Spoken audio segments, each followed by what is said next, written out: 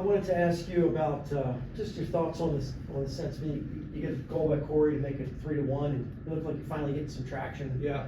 And that goal right before the end of the second period really kind of deflated everyone. You know, how do you Well, assess that's the effort? just tired mistake. You know, we talked about it. We showed it in the video on the pre-scout that we can't turn pucks over in certain areas of the ice. I mean, if you are going to turn a puck over, you turn it over in the corners behind their net or something. You can't turn it over on the half wall. And then we back check. We don't pick up the guy on the weak side coming in. And, I mean, we had plenty of opportunities to score. We just couldn't capitalize on them. They had opportunities to score and they capitalized. That's the difference in the game.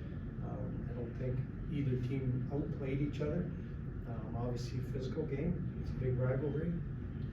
They're fighting for their lives, and we're trying to stay ahead of them. So, you know, obviously the good thing is in this league we play them again the next day. So, offensive consistency. Obviously, the top line's been giving you some efforts, chances.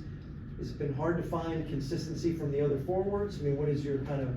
Yeah, I mean, if that line's not going, we need to find some offense from the other guys. And again, like you know, Lease had two cutting in kind of half breakaways and couldn't score. We had opportunities to shoot pucks, and we had plenty of opportunities. I'd be curious to see what the chances were for and against. So we'll see after when we get the reports in. But we need some secondary scoring.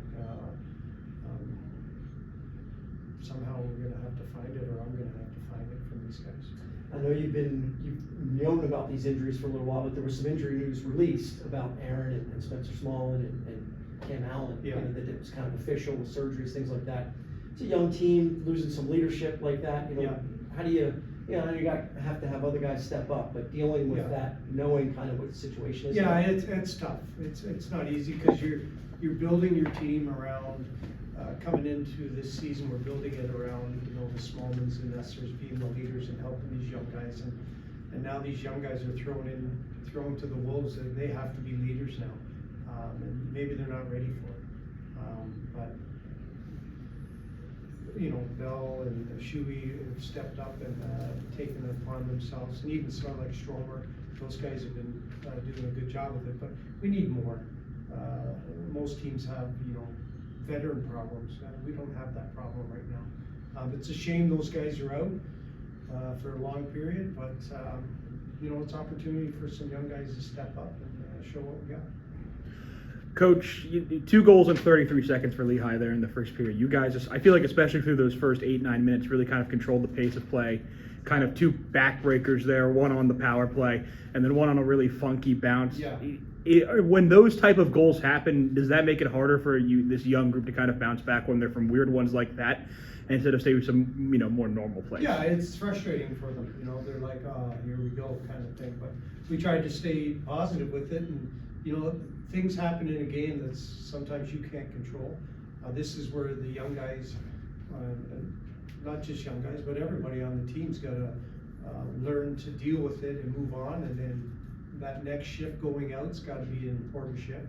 And then the next shift after that, it's to swing that bad luck you're having right now. I mean, I felt really good about our game. We came out jumping. You know, the power play, he thought he had it. The rebound just laid there, and they tucked it in, and then the one off the back glass there, kind of a funny bounce. But you know, when you're not scoring like. Secondary scoring's not there, and maybe your top line's getting checked a little hard, and they find it hard to put it in. It's hard to climb back from that. Lots of shenanigans, lots of extracurriculars there in that third period. Do you think that might be a sign of what might be to come tomorrow night in the rematch, or is the message in the room that happened in the third period? We have to get over it. Let's go and beat these guys tomorrow night. The message is for our group. I like the way we stuck together, stuck up for each other. That's a big team, a big tough team, and we held our own, and you know, who knows what tomorrow will bring, but if that's the way they want to play, I think our guys are willing to do it. You swapped Suzdalev and Crystal between the second and third lines. What was kind of the decision-making process that went with that? You also swapped them on the power play units, I believe? Yep. Kind of what was the decision-making through that, and do you think you'll stick with that tomorrow night? I'll see. I'll look at some of the video of that. I just think my message to the guys coming in here is this is our playoffs are kind of starting now. And there's no entitlement here, so you have to earn your position. I'm not just gonna give you power play time because you're the most skilled on the team.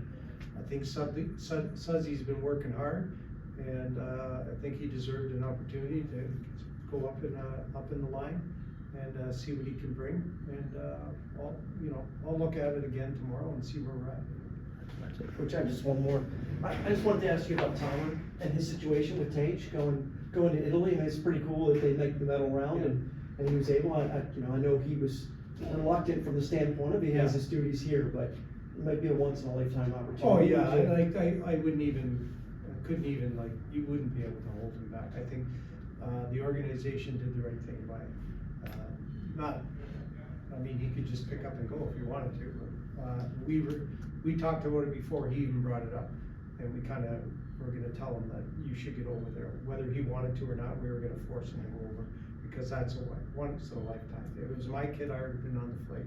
So, but good for him. It was good that they won, and it's good that it's going to be a nice final for him to watch. Thanks, guys. Yeah. Thanks, Coach. And then